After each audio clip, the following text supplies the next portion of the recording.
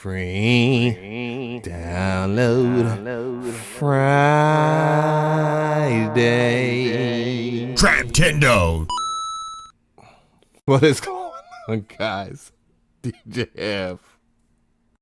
Let me get myself together. Free download Friday. Smash that like button. And special shout outs to Psycho Beats. Man, I have recorded this 3 or 4 times and I keep on forgetting to say the shout out. But anyways, ToneSpace. And what this is another music theory plugin. I know, guys, you might have been worn out by these things by now, but I promise you this is very freaking good. First off, I'd like to point out, again, the link will be in the description box so you can download it. It is free. Holy shit, with the people saying, is this free or is this a demo? Free download Friday. Smash that like button. Free, fully operatable. Fully operable. Damn, I still didn't say it right. But anyways, okay, when Mac, so Mac guys, you get a plugin that works for you as well as it has a 64-bit version. Thank freaking goodness. The download link is right there. There's plenty of demos and stuff like that too.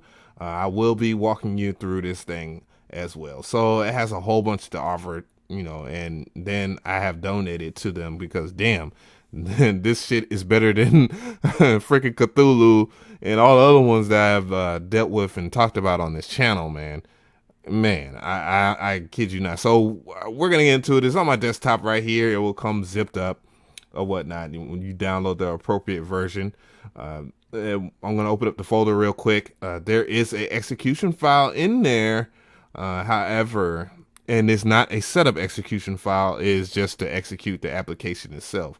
Don't know why they did that. Don't care.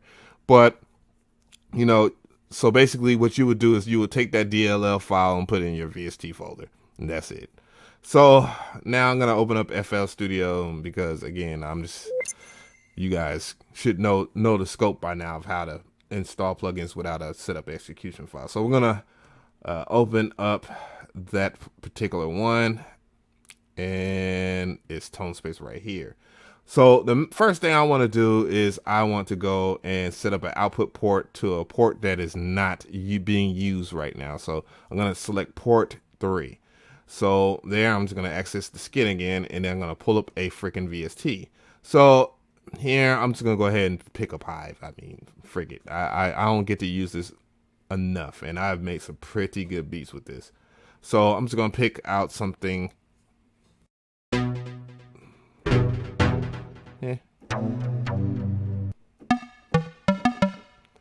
going to pick out a string because, okay, that's good enough. So from Hive, you want to set up the input port to 3, so that is receiving. So output means that it's sending, and then input means it's receiving. So that way you'll be able to remember that. Okay, guys? So going back to the ToneSpace or whatnot, as you can see, the interface itself it could be a little bit confusing. There's things that I want to tell you to set up here. So, you know, you want to set up, I guess, the MIDI in to be VST. Oh yeah, by the way, this does have a tone to it. So if you was to mess with it and, you know, set up your triggers or whatnot, it says mouse click trigger cell. You can just set up the MIDI trigger note, so that way you don't have to have any weird issues or anything like that. Just for those who got a funky setup. From there, MIDI in. I guess I don't know, MIDI track. I'll just gotta put it back to MIDI track. Oh yeah. You definitely wanna. Yeah, set it. And just set this up to like your VST host.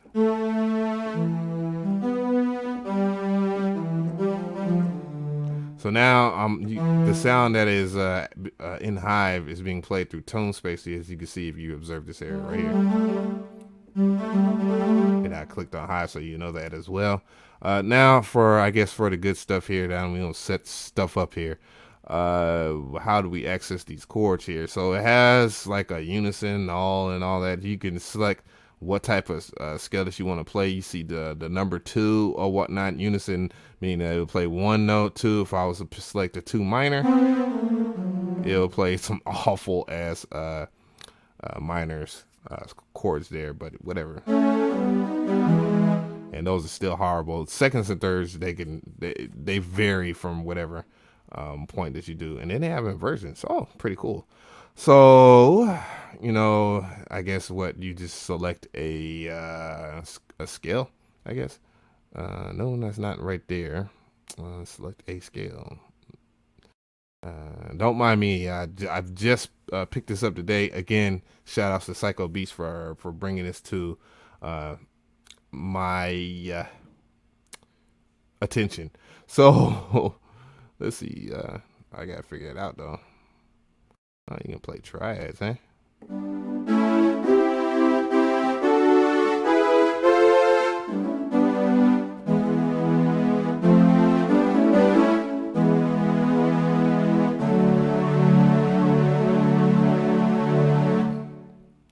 So now let's play that. I set up the black keys won't do anything. It'll be all on your white keys. There is a way to make it to where if you want to play with your black and white keys, I just don't remember. I just don't really think it's a big deal. Oh, well, you have your scales right here. So you have your major, which is an Ionian scale, which most people don't know that, but you can select Dorian. Then you'll see also it has another tool that you can see. It'll block off the keys that you don't need to press. So if you want to actually learn like the theory of that scale, you can, to make it stop here. So there's no need for you guys to go out and buy that Native Instruments control keyboard here. Damn, they are effing everybody's game up right now. I know they have Steel Link released Chord Guru for like $99. And this is a little bit more useful for the most part. Yeah. So yeah, you have that, and you can just keep on selecting whatever you want here. It doesn't have it has a good amount. It doesn't have almost everything that you want. Like I don't see Insan scale. I don't see the acoustic scale.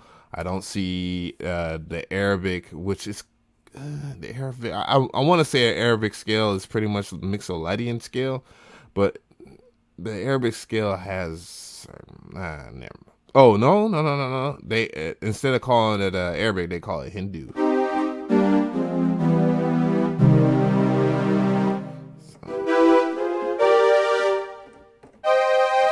I don't know.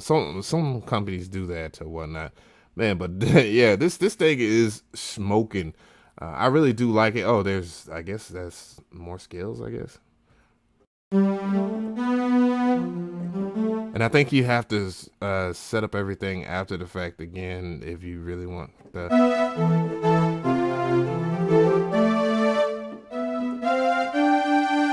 Yeah, so you have to set up everything again,